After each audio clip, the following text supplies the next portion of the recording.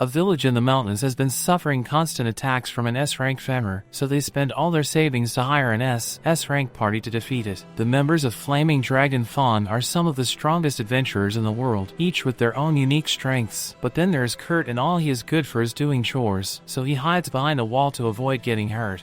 However, Kurt is the first person the femmer attacks once it arrives, so he is sent flying, and the other party members get ready for combat. Galnova orders Bandana to restrain the femmer, so she pulls out her wire and ties it up, but a second later the femmer throws her back against a wall. Normally Bandana would be heavily injured, but with Marlphus on the team she is healed within seconds and gets back to work. Bandana uses a tree to anchor Femmer to the ground, giving Galnova an opening to aim for Femmer's head. Galnova jumps up and sets it ablaze with his magic sword. The villagers are so happy about Femmer's defeat that they prepare a feast for the party. Even though the village is almost broken, Galnova absolutely hates this peasant food. Galnova orders Kurt to prepare a decent meal for him instead, and Bandana asks him to make something special, because today is the last day they will get to eat Kurt's cooking. Kurt doesn't understand what they mean by that, so he asks Galnova for an explanation, and Galnova tells Kurt that he is being fired as of today. Kurt doesn't understand why they are firing him, so he asks Galnova if he did something wrong, but Galnova says the problem is that Kurt isn't doing enough. Sure, Kurt handles the party's chores for them, but aside from that, Kurt is completely useless in combat.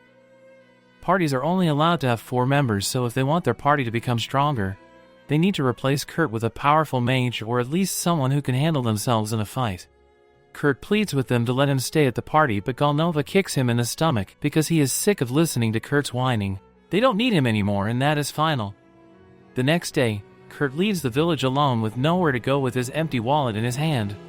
Kurt eventually arrives in the city of Samila, and he is down to his last few money, so Kurt really needs to find a new job soon. Kurt finds a hello workstation and decides to try it, so he walks in and is greeted by the receptionist. The receptionist asks him if Kurt is here to hire someone or to look for a job. After Kurt tells her he is here looking for work, she informs him that she must conduct an interview and aptitude test.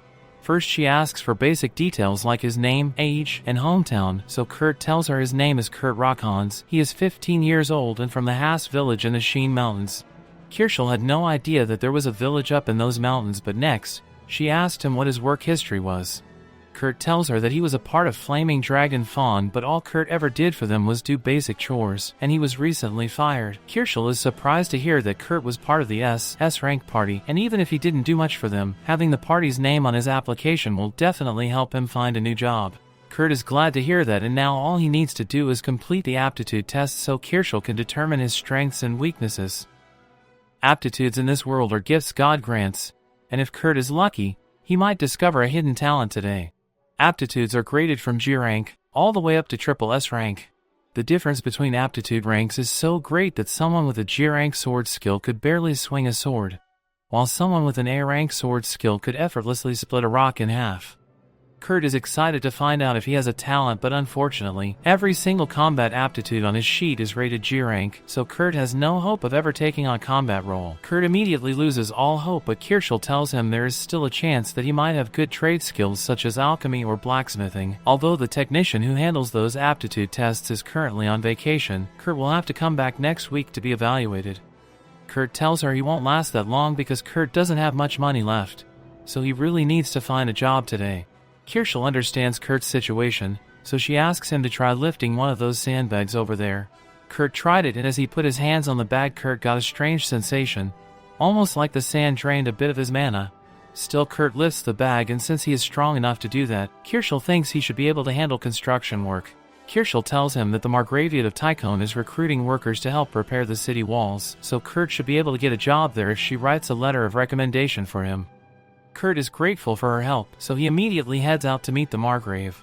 The Margrave sees the letter saying that Kurt wants to work here, but he honestly doesn't think Kurt looks like he can handle construction work. But then again, Margrave needs all the hands he can get, so Margrave decides to give Kurt a chance. Margrave tells him to mix up some cement and use it to repair the wall. His pay will be determined by how much work he puts in. The Margrave will be back to check on Kurt's progress later, and he tells him that Kurt had better get to work soon, because if Kurt hasn't used at least half a barrel of cement by the time the Margrave is back, his pay will be low. Kurt wants to ask a question because the Margrave never mentioned pouring mana into the cement to strengthen it. But Kurt decides to stay quiet because it's probably common knowledge. Still, Kurt is surprised that the quota is only half a barrel of cement because that seems way too easy, so Kurt decides to use as much cement as he can before the Margrave returns. By the time the Margrave is back, he is shocked to see that Kurt has already finished an entire section of the wall. Kurt apologizes to him because he could have done more, but Kurt ran out of cement halfway through. The Margrave is still having a hard time believing that Kurt really repaired over a third of the huge western wall, so he asks Kurt how he managed to repair the top of the wall. Kurt explains that he just threw the cement up there and used a stick to smooth it out. Normally Margrave would call Kurt a liar because that sounds impossible, but Kurt clearly managed to make it work, so he has to tell the truth. Margrave asks Kurt how long he plans to work here, and Kurt says he just needs the job for a week, and Margrave is glad to hear that. Margrave tells Kurt he has done enough work for today so he can go home now. Margrave doesn't have enough money to pay Kurt for all his work, so he hands him a small pouch of money and promises to send him the rest through the temp agency. Kurt is amazed because even the small pouch has more money than he could have made when he worked for the Heroes Party. Over the next few days, Kurt continues to work hard on repairing the wall, but suddenly, the Margrave tells him he is being fired. Kurt asks why. The Margrave explains that the wall repairs were supposed to provide work for people in poverty, but Kurt is way too efficient, so if he keeps working here, then there will be no work left for anyone else. Margrave isn't mad at Kurt, but from what he has seen, Kurt's ability is at least double S rank if not triple S rank, so he would be better off working in the royal capital. Margrave gives Kurt a lump sum payment as compensation for being fired so suddenly and walks off, but Kurt completely misunderstands the situation and thinks the Margrave just wanted to get rid of him for being a terrible worker. Kurt heads back to the Hello workstation and meets with Kirschel to tell her he got fired, and it's still going to take a few days before Kurt can appraise his trade attributes. Just then they hear a commotion over at the front desk, and it looks like a girl is trying to recruit someone, but the receptionist at the desk tells her that no one would agree to work under such terrible conditions with what she is offering.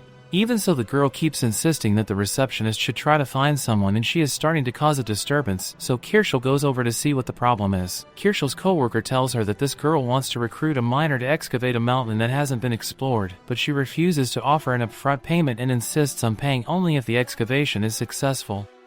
Kirschel agrees that no one in their right mind would ever agree to those terms, so she tries to convince the girl to hire investors to develop the mine. But the girl says she can't do that because they'll take her mine if she doesn't pay the taxes by the end of the week. Kurt walks up and says he is crazy enough to take a job like that. After all, back in his village, Kurt used to help with the mine excavation, so he has a decent amount of experience. Kirschel asks Kurt if he is sure he wants to accept because with the contract the girl is offering, it is entirely possible that he won't get paid at all. Before Kurt can respond, the girl cuts him off and says she was actually hoping to hire a dwarf, not a helpless-looking boy, so she would feel bad making Kurt do it. However, any dwarf would require an upfront payment of at least 10 silver, and the girl doesn't have that much money to spare, so she decides to take Kurt after all. As Kurt and the girl leave, Kirschel feels bad for letting him take that job because it probably isn't worth the time. Kirschel thinks Kurt would be better off working in a brothel because she would pay a lot of money to spend the night with him. While Kirschel is daydreaming about Kurt, her coworker gets her attention and tells her that a bank transfer just came through. Apparently it's the remaining money the Margrave promised to send to compensate for all the work Kurt did on the wall, and Kirschel was expecting it to be something like 50 silver. But it's actually a check for 200 gold, and that's a lot of money. Kirschel is so shocked that Kurt could make that much money that she accidentally stumbles over the sandbags on the floor. Her coworker comes over and tells her to be careful with those because they aren't regular sandbags. They are actually used to measure the amount of mana a person possesses, and they are supposed to get heavier when someone with a large mana reserve touches them. They usually don't react with regular people, so Kirschel can pick it up fairly easily, but Kirschel remembers seeing Kurt struggle a lot when he picked it up a few days ago, so she is starting to wonder if Kurt is really just a normal kid. Meanwhile, Kurt and Ulysses are walking into the forest to get to her campsite, but when they get there, Kurt is a little concerned because there is only one tent. Ulysses says the tent is big enough for them to sleep together, but Kurt says he'd never be able to go to sleep if he were lying next to a cute girl like her. After hearing Kurt call her cute, Ulysses gets upset because she thinks he is just trying to flatter her, but Kurt says he really does think that Ulysses is cute. Ulysses realizes Kurt genuinely meant it, so she lets go and hands him a potato for dinner. It's just a basic boiled potato, but it has been so long since anyone has cooked for Kurt, so he really appreciates it. Kurt is also grateful that Ulysses is sitting with him to eat, because Galnova and the Hero Party always refuse to let Kurt eat in the same room as them.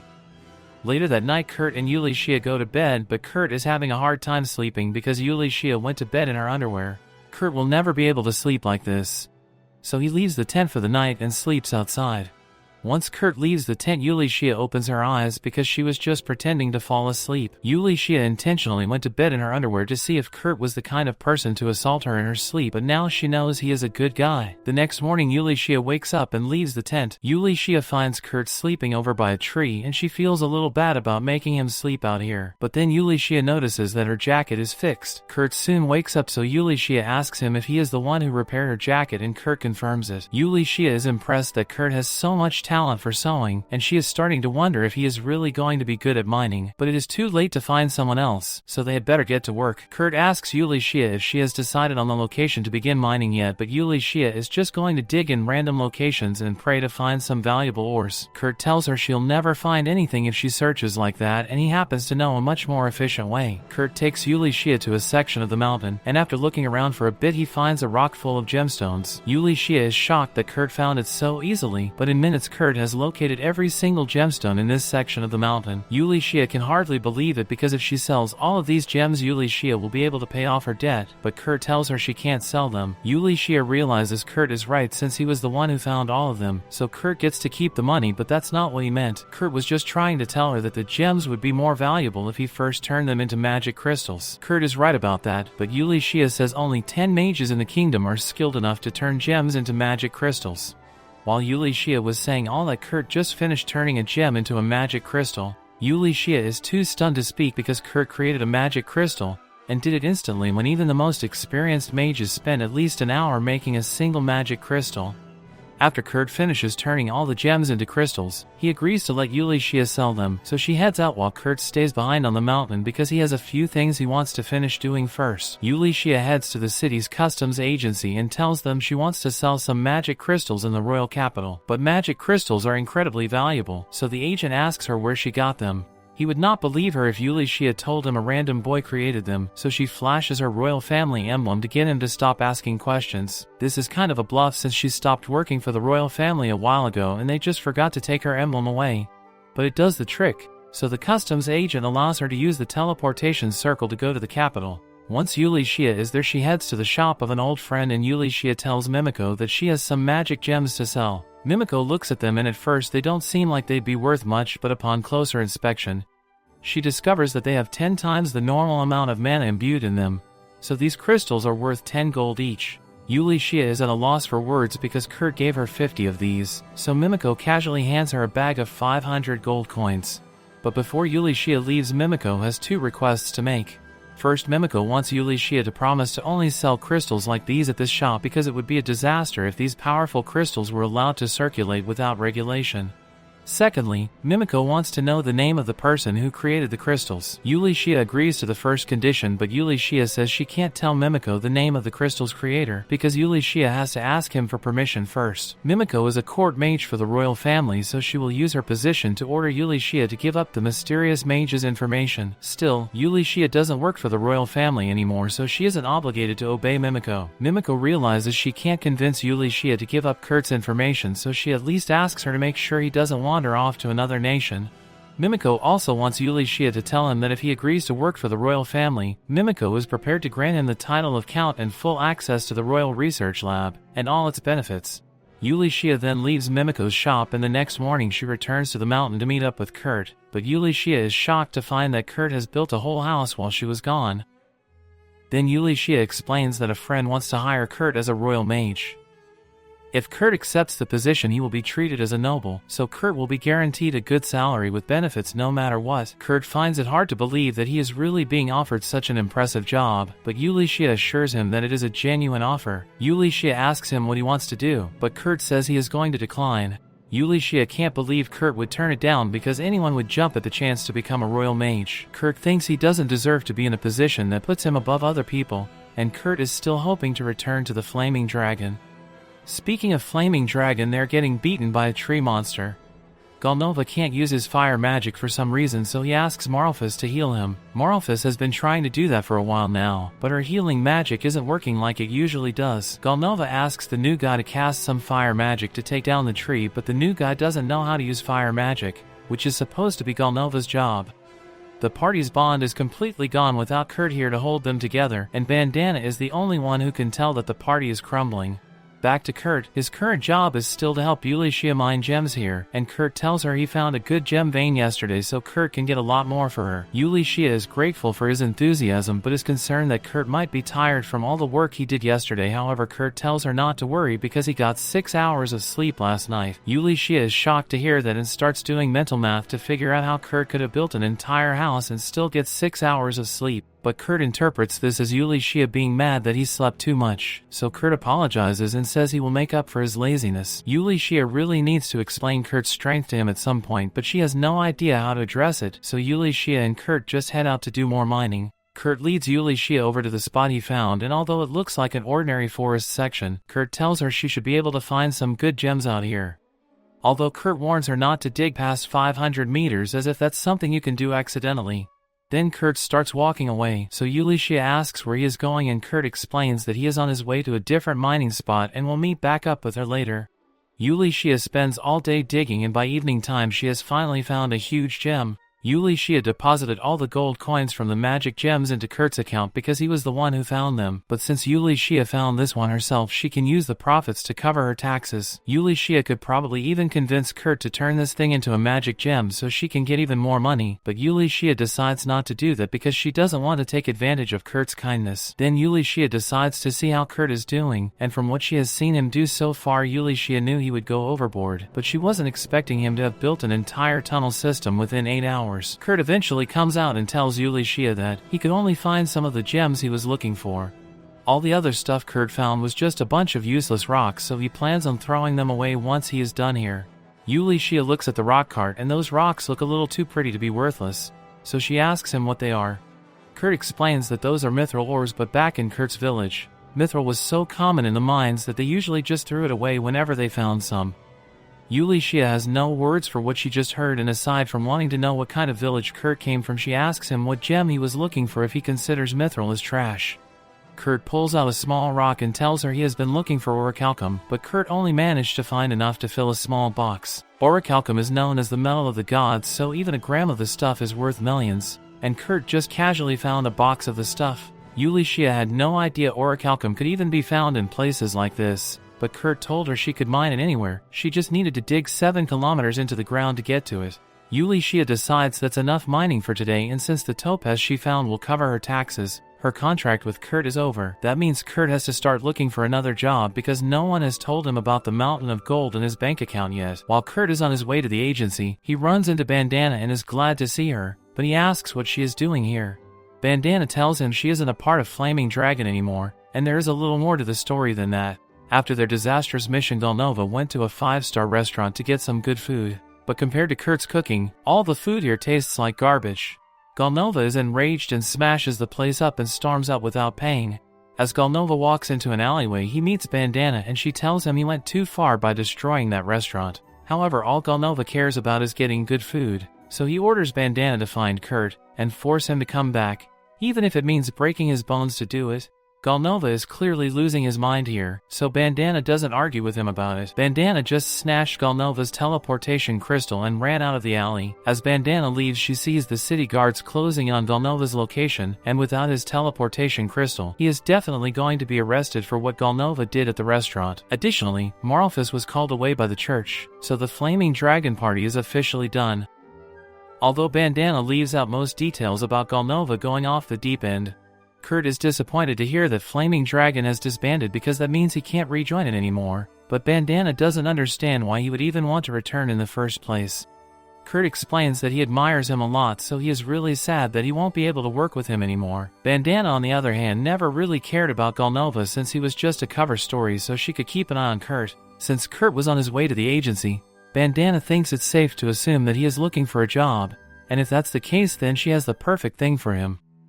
A friend has been looking for someone to help in her workshop lately, and it should be a decent gig since this friend is an Atelier Master.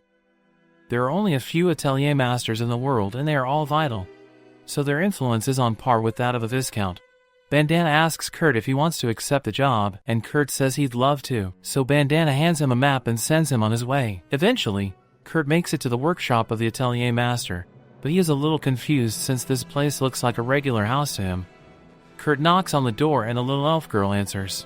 At first Kurt's a little shocked because he didn't expect the Atelier master to be such a little girl, but Michelle explains that she is actually the master's assistant. In that case, Kurt tells her he is here for a job, and Michelle is delighted to hear that because she needs all the help she can get.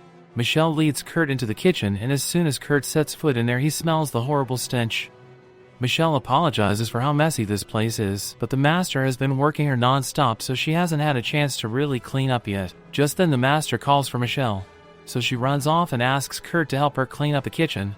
Kurt is a little disappointed since he thought he would get to assist the interior master, but the chores are simple enough for him to do, so Kurt gets to work. 30 minutes later, Kurt has cleaned the entire kitchen, and Michelle didn't really tell him what he's supposed to do next, so Kurt starts wandering the halls looking for her. Kurt finds a door in one of the corridors, so he knocks on it and a girl inside tells him to come in. However, when Kurt enters, he sees the girl practically naked on her bed. Kurt gets flustered and apologizes for the intrusion, but she doesn't seem bothered by Kurt seeing her like this. Kurt explains that he is looking for Michelle, so the girl tells him that Michelle is in the basement. Kurt is about to leave to find Michelle, but then he notices a dark mark on the girl's belly. Kurt recognizes it as a curse and asks the girl if he can look closely at it. She gives him permission, so Kurt approaches her and starts feeling the cursed spot. Curses like this usually destroy the internal organs around the afflicted areas, so it must be tough for the girl to eat. But it turns out that her stomach is still intact, so Kurt offers to make her some food. Meanwhile, Yulia meets with Mimiko to discuss the mithril and orichalcum that Kurt found. Kurt didn't even turn them into magic crystals this time, and the value is still over 50,000 gold coins, so Yulia is starting to get concerned. Yulia asks Mimiko what she thinks will happen if people find out about Kurt's skill, and in the best case scenario, Kurt will be kidnapped and forced into slavery. Worst case, Kurt can get assassinated for being too much of a threat. Mimiko asks Yulia what she plans to do with Kurt, and so far, Yulia has been considering setting him up to become an Atelier master. That way Kurt would have enough power that no one could take advantage of him. Then Yulia plans to work as his bodyguard, but getting Kurt to agree to all that will be difficult. Kurt is too dense to realize how skilled he truly is, and worse than that, he undervalues himself constantly. So Yulia needs to do something before getting in trouble. Meanwhile, Kurt has just finished cooking some porridge for the girl he met earlier, when all of a sudden Michelle and the Atelier master Ophelia come out of the basement. They are both surprised that the kitchen isn't dirty anymore, and even more so that Kurt cleaned it up quickly. Ophelia notices that Kurt is cooking some porridge, so Kurt explains that the girl he met in one of the rooms said she was hungry. Ophelia seems concerned that Kurt met that girl, so she makes him promise not to tell anyone about her. Kurt promises that Ophelia will tell him he can go home for the day and hand him 3 silver coins. Kurt is surprised that Ophelia is paying him so much for cleaning the kitchen, but she says he deserves it for working so hard, and asks him to return tomorrow. A little while later, Ophelia heads to the girl's room with the porridge Kurt made for her, and she reminds her that she is not supposed to let other people see her. That aside, Kurt doesn't seem like a threat, so Ophelia doesn't think she'll have to worry about him leaking the secret. Lise still hasn't eaten yet, so Ophelia asks her to wait a minute while she tests the porridge for poison. However, Lise says there is no need for that. She only spoke to Kurt for a little while, but her intuition tells her he is a good person. Besides, there would be no point in trying to poison her when the curse has already progressed this far. Lise has had to live her life suspecting everyone around her, so just this once she wants to trust someone fully. Ophelia understands, so she lets her eat the porridge, but after Lise takes her first bite, she begins sweating profusely and falls over on the floor. Ophelia thinks Kurt must have really poisoned the food after all, so she is about to go on to kill him, but all of a sudden, Lise gets back up and says she is fine. Lise feels better than ever because the curse has been broken. Ophelia has no idea how to process what just happened because a curse like that isn't easy to break. Yet it was undoubtedly broken by the food Kurt cooked. At that same moment, the secret organization that placed the curse on Lise is having a meeting because they just found out that the curse was broken.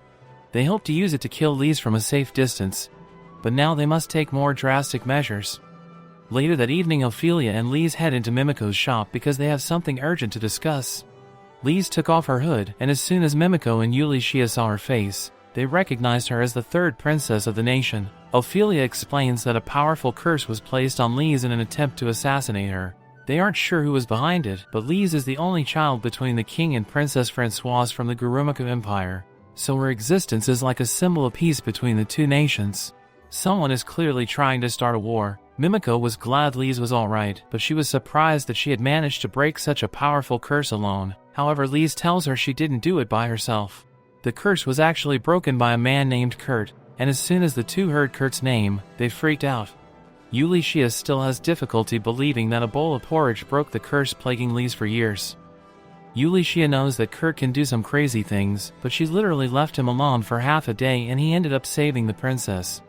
They will reward Kurt for his help at some point, but before that Mimiko thinks it's important that they track down the person responsible for the curse. Lisa's room usually has anti-curse spells, so someone must have tampered with them before she was cursed. Only 3 people in the kingdom had access to Lisa's room at the time. Sanova Riskatz, the general of the Royal Expedition Force, Tristan Maynolf, the bishop of the Poland Church, and Isadora, the 3rd queen of the kingdom. However, they can't make false accusations, so they'll need to get some concrete evidence before acting. Ophelia suggests they should set a trap to lure out the culprit, if she already has the perfect idea in mind. Lise just turned 15 recently, so the royal customs say she must leave home and train for a year. The people behind the assassination attempt will surely try to get to her again, so Ophelia plans to create a fake Atelier master and say that Lise was sent there to train. The assassins will probably try to gain information on the Atelier master to plan an attack, and when they do they'll fall straight into Ophelia's trap. But they'll need to find someone with good achievements to become the fake Atelier master, and Yulia has the perfect person in mind. Yulia shares Ophelia one of the magic crystals that Kurt made, and as soon as Ophelia sees it, she does not doubt that it is the highest quality crystal that Ophelia has ever seen. The next day Kurt goes back to Ophelia's house to work, but when he gets there he sees a note on her door saying she is not around. Then Kurt runs into Michelle, so he asks her what's going on, and Michelle explains that after Kurt left yesterday Ophelia suddenly went out with Lise, and they haven't returned since. Unfortunately, that means there is no work for Kurt today. So he leaves the house disappointed and heads to the guild to get food. While Kurt is eating, he overhears a party at the adjacent table. They are panicking because their porter got sick, and without him they won't be able to handle their next mission. They don't have time to post ads for a new porter either, so they must cancel the mission altogether. Kurt thinks about it and knows he can handle the porter's job, so he introduces himself to their table. Kurt says he overheard their conversation, and while Kurt is terrible at combat, he is confident that he could be useful to their team as a porter. Sina scoffs at the idea of Kurt becoming their porter because a scrawny kid like him could never handle such hard work. Can smacks her across the head and apologizes to Kurt for his sister's rude behavior, but he also doesn't think Kurt could handle being a porter. It's a very labor-intensive job, especially since the party is after golems that weigh over 200 kilograms. However, Kurt says he can easily carry 200 kilograms. In fact, to prove it, Kurt picks up Danzu and Cans on the spot. Kurt makes it look effortless even though Cans is wearing over 150 kilograms of armor. Kurt has definitely proven that he is capable, so the party agrees to hire him as their porter, and while they are on their way to the mission location, they all properly introduce themselves to Kurt. Cans is the party's heavy warrior, but even though he has a sword, Cans usually just sticks to boxing. Meanwhile, Danzu is a samurai and Sina is a ranger. They also have one other teammate, but he is sick with a cold, so they needed to hire Kurt to replace him for the day. They say they are glad to have him on the team, and Kurt thanks them for giving an incompetent nobody like him a chance. They aren't sure what Kurt is talking about, since an incompetent person wouldn't be able to lift 400 kilograms like it's a warm-up, but they chalk it up to Kurt's sense of humor. The group continues walking, but all of a sudden Kurt screams because he just got attacked. All the others immediately turn around to save him, but get confused when they see him struggling with a slime. Kurt is really freaking out, so Sina tells him to calm down because all he needs to do is destroy the slime's core to kill it. Kurt tries to follow her advice, but when he tries to stab the slime's core, his knife literally won't penetrate it, and Kurt somehow ends up stabbing himself instead. Kurt clearly isn't going to be able to kill it on his own, so Sina takes care of the slime for him, but she is surprised by how bad Kurt is at attacking. Kurt did mention that his fighting ability is near zero, but she didn't think it would be this bad. Kurt apologizes for being so useless, but they all tell him he doesn't have to worry about it because his job as a porter is to haul the load from the quest, so he can just leave all the fighting to them. Kurt can hardly believe what he hears because he failed miserably, but his party members aren't angry at him. This is nothing like how Kurt was treated in Dragon Fawn, so Kurt is glad he managed to find such kind teammates. They eventually make it to the cave, but it's pretty dark, so Sina spreads some glow moss around to brighten things up. Once the cave is lit up, Kurt notices some poop on a rock, so he asks Sina if he should be concerned about it. Sina tells him that the poop is from a goblin, and considering how fresh it is, there is probably a goblin nest somewhere in this cave. Kurt is panicking a little, since if he can't kill a slime, there is no way Kurt can defeat a goblin, but Cans says there is no need to worry since they can handle a few goblins. Although if they run into a goblin horde they'd stand no chance. They must avoid that at all costs. Then they continue deeper into the cave. Eventually they arrive at some ruins, and while walking Kurt notices something strange about this wall. Just then Sina spots a goblin, so she tries to kill it as fast as possible, but Sina is too late. The goblin has already called for backup and now they can hear a huge horde of goblins closing in on them from the front and the back. The reports didn't mention that there would be so many goblins here and now they have nowhere to run, so Sina turns to Danza to ask if he has a plan. But with these odds the only thing they can do is brace themselves for a brutal death. Kurt speaks up and tells everyone that he found a secret passage in the wall here, and that's wonderful news, but even with the passage they won't be able to outrun the goblins, so they need a distraction. Danzu and Kanz nod at Sina and she understands what they are asking her to do, so Sina takes Kurt into the secret room and closes the door behind him. Kurt doesn't understand why Sina did that since Danzu and Kanz are still on the other side of the door, but they wanted this. Kanz tells Kurt that goblins will track them down if they all run away together, so he and Danzu will try to lure them away to buy Kurt and Sina a chance to escape. Kurt doesn't want to leave them behind, but Sina tells him they can't return. Sina doesn't want to leave her teammates behind either, but Kurt has zero combat ability and Sina's fighting skills are average at best, so they would only slow the two of them down. Besides, Sina says she is sure that Danzu and Kanz will somehow find a way to survive. But that was a straight lie because Danzu and Kanz knew they would die there. However, they don't regret their decision because dying to protect your friends is the greatest honor a warrior can have. Sina tells Kurt they need to get moving, so she spreads some glow moss in the area so Sina can search for an exit. But to her horror, Sina discovers this isn't an ordinary secret room. It's a boss room, and now they are trapped here with a dragon. Meanwhile, Lise wants to meet Kurt again in town, so she asks Yuli Shia to bring her to his inn. After Yuli Shia picks the lock, she and Lise enter Kurt's room. But to their surprise, Kurt's not here. Suddenly they hear someone's voice telling them that if they are looking for Kurt, he went on a mission in the northeastern caves. Yuli Shia has no idea who is speaking, so she rushes out of the room to confront this person. However, by the time she gets outside, Bandana is gone. Yuli Shia is confused by what happened, but Kurt might be in serious trouble if he is in the northeastern caves. From what Yuli Shia knows, a training program for goblin slaying was recently held near those caves, so some of the surviving goblins might have set up a nest in that cave. Yuli Shia tells Lise to wait here because she will help Kurt, but Lise says she wants to come too. Yuli Shia doesn't think that is a good idea since dragging a princess into a cave full of monsters isn't exactly safe. But Lise has been training her magic since she was a kid, so Lise is confident that she can defend herself. Besides, Yuli Shia is supposed to guard her, so it'd be reckless to leave her alone. Yuli Shia eventually agrees to take Lise, so they head to the cave. They can tell that someone was here recently from the fresh glow moss on the walls. Lise casts a sensory enhancement spell on herself and Yuli Shia thinks she will try listening for any signs of Kurt, but Lise gets on her hands and knees and starts sniffing around for Kurt. Lise was only around him for 10 minutes at most, but that was enough time for her to memorize his scent. After sniffing a little more, Lise picks up Kurt's scent. Lise also hears a fight going on down this hallway, so she alerts Yuli Shia and gives her a stat boost so she can help. Danzu and Kanz have been putting up a good fight against the goblins for a while now, but they aren't going to last much longer at this rate.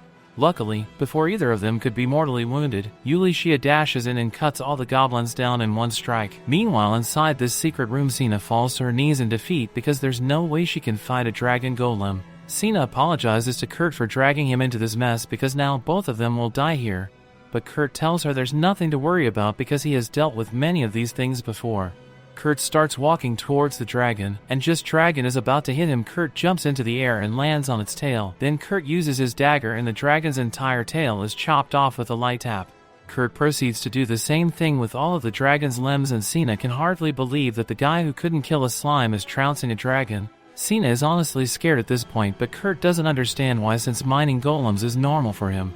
Just then, Yuli Shia rushes into the secret room to see if Kurt is okay, and she finds him standing in front of a pile of dragon golem parts. Kurt is glad to see her here, and asks her to please save his friends because Danzu and Kanz might still be in trouble. But Yuli Shia tells him she already saved those two, and while they may be a little injured, they will be fine. Now that everyone is safe, they meet in the secret room to discuss a few things. First, Kanz and Danza thank Yuli Shia for saving them since they would have died without her help, but Yuli Shia tells them they don't need to worry about it. More importantly, Yuli Shia has something to tell Kurt, so while he carries some of the dragon parts away, she informs him that she is opening a new atelier. Yuli Shia asks him if Kurt would like to be a part of it, but he doesn't think he can since he works as part of this party. However, Kans tells him he doesn't have to worry about their party. Ulysses' offer is a great opportunity, so he encourages Kurt to accept it, and since Kans and the others are okay with it, Kurt agrees to the offer.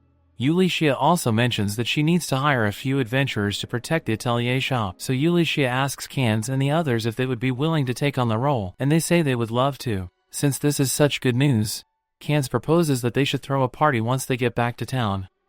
Speaking of town, Ulysses reminds Kurt to get his abilities appraised once he is back at the agency because she found someone to perform the appraisal for him. Kurt arrives at the agency a few hours later and is introduced to Mimiko. Mimiko tells him she is a royal court mage and has heard a lot about his impressive skills, so she is here to appraise his non-combat skills. Once the appraisal is done, Mimiko tells Kurt that all his non-combat skills are B rank. But that was a complete lie. From the readings, Mimiko got all of Kurt's skills are triple S rank and his mana pool is larger than anything she's ever seen before. Mimiko is glad she was the one who performed the aptitude test, since it would be a national disaster if anyone ever found out how strong Kurt really is. They'd probably have to kill any witnesses on the spot, which is bad news for Kirschel, since she just heard the whole thing. So now what will happen next? Subscribe to our channel to find out what will happen next. Friends, before we wrap up, we've recently launched a membership program, where you can enjoy perks like early access to videos and exclusive content just for members and many more to enhance your interactions. If you're interested, consider joining our membership. To enjoy these benefits, check out the link in the description to join. So friends, if you enjoyed our recap video, please like and share it. Don't forget to subscribe to the channel. Thank you for watching.